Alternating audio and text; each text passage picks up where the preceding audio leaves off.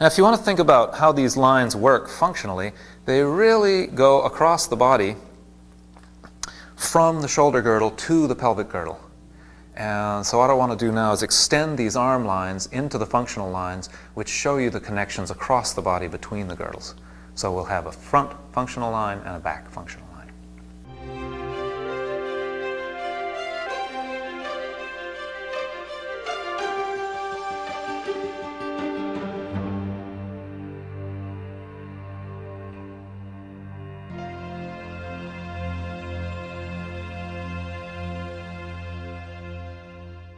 So what we're talking about here is an extension of the arm line, the superficial arm line in this case, that we're coming down from this whole superficial arm line, but I'm just going to start here.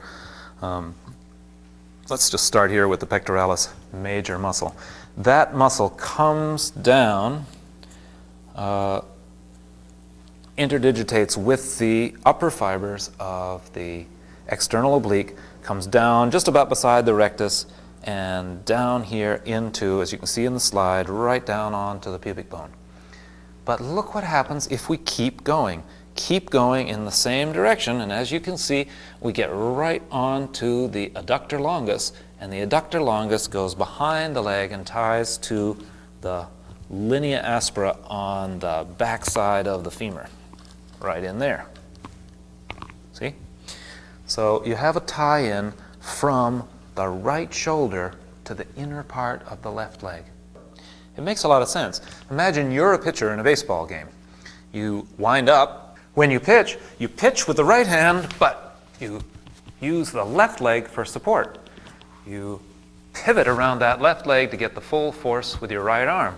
Well, it makes a lot of sense now in terms of this myofascial meridian coming down from the right shoulder, across the pubic bone, and deep into the left leg.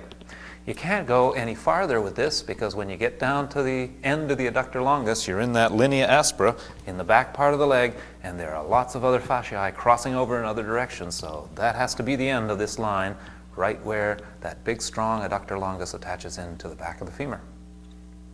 Obviously, there is an equal but opposite line going down the other leg. But if you think about it, one of those lines is bound to be stronger than the other depending on what handed you are. If you're not ambidextrous, if you're using your right arm more than your left, especially in something like tennis or any sport that's handed, you're going to see differences in these lines from one side to the other. So the front functional line comes from the arm lines of one shoulder down across the chest, across the belly, crossing the midline at the pubic bone, into the adductors of the opposite leg, so that each shoulder is joined to the opposite hip.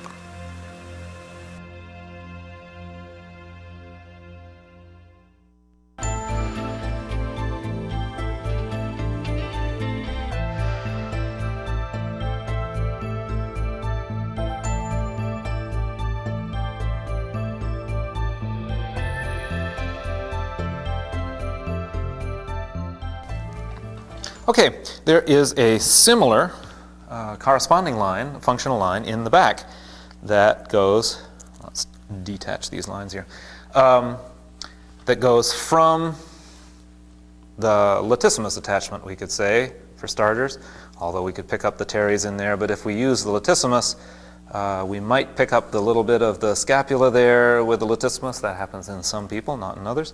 And that would take us down to the middle of the thoracico-lumbar fascia. We cross right over that fascia as it crosses over the body and down through the sacral fascia. And we pick up what? Well, we've picked up the same muscle, the gluteus maximus, but these are the superior fibers that go into the iliotibial band, but now we're on the inferior or sacral fibers that go underneath the iliotibial band on to the gluteal attachment 1/3 of the way down the shaft of the femur. So you can see we're stabilizing across to here, similarly as to the other side. But you know what? It doesn't stop here. What happens if we keep going around the leg underneath the iliotibial band? What muscle would we get to? That's right, the vastus lateralis comes right down in the same direction. That outermost one of the quadriceps comes down, picks up the kneecap, as we talked about before, and ends right here on the tibial tuberosity, and I suppose we could carry it down into the foot, but this will do for now. What I'd like you to notice here is that once again, the shoulder is stabilized to the opposite leg, in this case to the femur and to the knee. So if you consider that in terms of a backhand, here I go, the line goes up the back of the arm, connects into the latissimus, goes across the latissimus to the opposite leg and around to the knee. That's quite a long line. That's the line that you would use in a backhand shot in tennis. It would also be the line that you would break, I mean B-R-A-K-E, slow down the motion. If you were doing the pitch, you'd be using the front line to create the pitch and using that functional line in the front. But the line in the back that we just looked at would be stopping that motion, keeping you from throwing the joints out of place.